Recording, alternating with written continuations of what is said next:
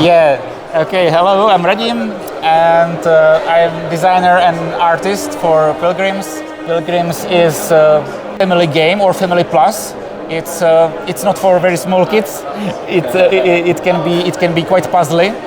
It's a game set in a world of pilgrims, and it's a world that combines Czech and Central European fairy tales and tramps and wanderers. And it's a competitive game for 1 to 4 players. Each of the player is playing one wanderer that just wake up in this strange countryside, and he just wants to enjoy the life. He just walks around.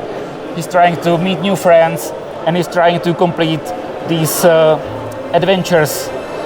The goal of the game is to have the most points after 4 rounds, to have the most points, and the main way to earn points is through these adventure cards. And each adventure card has some cost. So, for example, this one you need to collect 4 blue cards and 2 red cards. And also it has some party requirement. It's telling you how your party of adventurers must be composed. So if I would like to do, for example, this one, I would need to have my leader, 1 beast, it's the bear, for example, and it can be anyone, this question mark symbol. So at least I need 2 companions in my party. Yes. And one of them has to be the beast. Exactly. Yeah. If there is the cross symbol, if there is 1 cross symbol, one of them will be retired then. You are doing it in a way that you are moving your pawn on the map, and if you land on some space, you collect the card you land on. If you land on the item, you take it to your hand.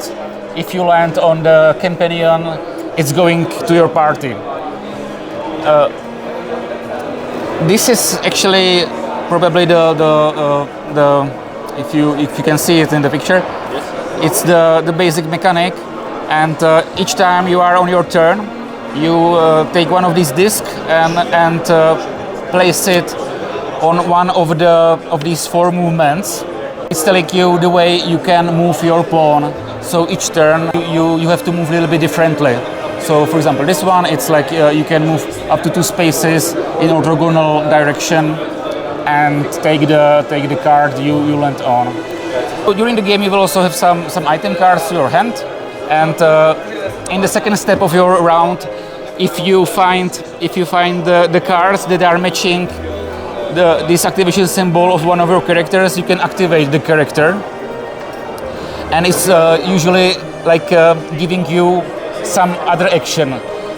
Very often it's another movement, and so I think the whole game is like built around this movement puzzle mechanic, where you usually try to combine two movement patterns, and you kind of like playing the Tetris in your mind, but with the movement diagrams, so you can navigate the map the way you like, to pick the right cards, to activate your characters, and and so to have cards for these adventures. If you manage to have the right companions, right cards, you complete the adventure, and if you do, you slide the adventure card under your player board, and it's giving you some points at the end of the game, but also some permanent upgrade, some permanent ability, passive.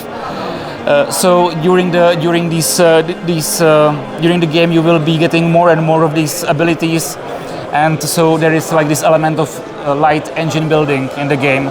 So yeah, in the first round, you're happy to do 1 adventure, and in the last one you can do 3 adventures usually.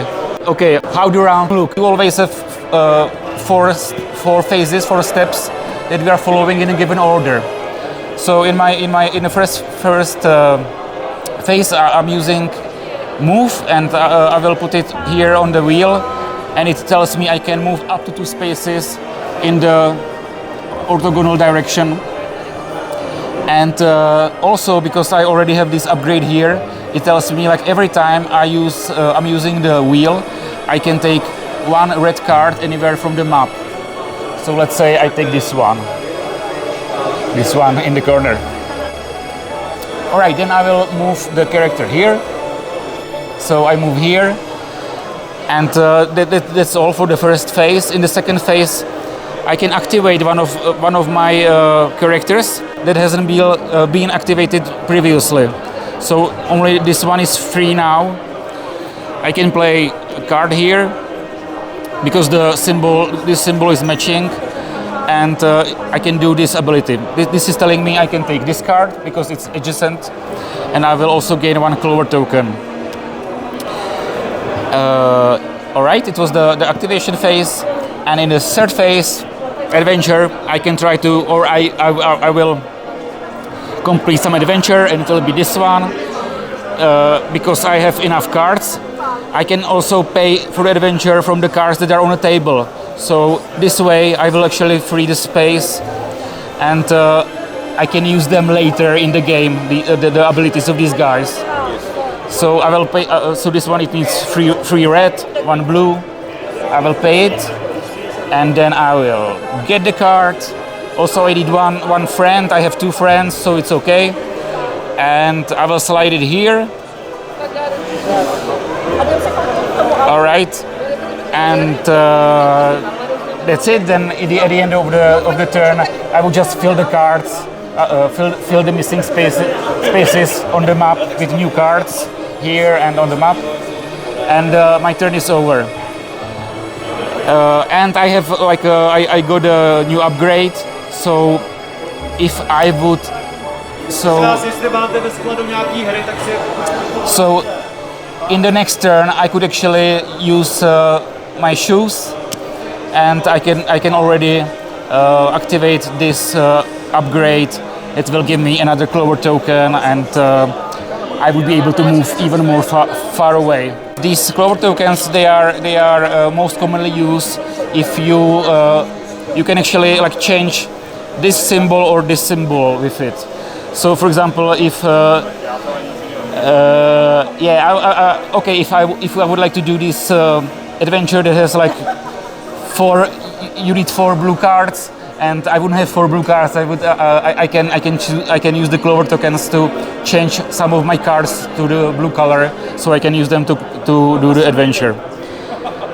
The second way, I can, if I would really like to activate the knight, but I don't have the matching symbol, I can still do it if I also spend a clover token. And any time during the game, you can also spend 2 clover tokens just to draw a random item card. On top of the deck. Yes, from the top of the deck. There is also public quests, and like instead of completing some of the adventure, you can use one of your quill tokens and pay the price, and put your quill on the first spot from these 3.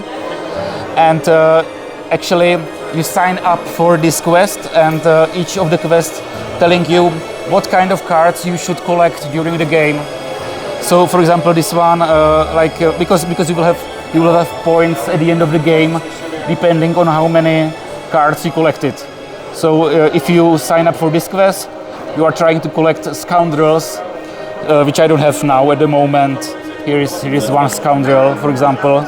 So I would try to collect as much as possible, because I will have points at the end of the game. There is also, if I sign up for the quest early, there is also bonus for it. Because it's basically slow me down a little bit. I have to pay something, and it's not giving me anything in that moment. But I have an advantage that I can have more points. In each round, you will play like all 3 of your movement tokens, and when everybody plays all 3 movement tokens, the round is finished. The sun moves, you refresh the board, and you start a new round. So it means the game has 4 rounds. You play 3 turns in each of them, so altogether it's 12 turns that you are playing. And then after the 3rd and 4th round, the mission will be... Yes, the ratio of there are like easier quests, the blue one, and the more difficult green one. And when the sun goes here, the ratio changes. In the beginning there are like more easy quests, and later there are more difficult quests. And the difficult one, of course, will be higher points. Yes, there is generally there is like more points.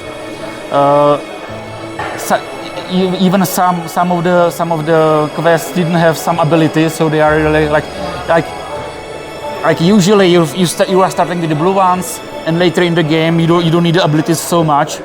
Points are more important, so you can focus on the green adventures. But still, there are some quite cool abilities also in the deck of the green adventures. Then that's a secret for the players to explore.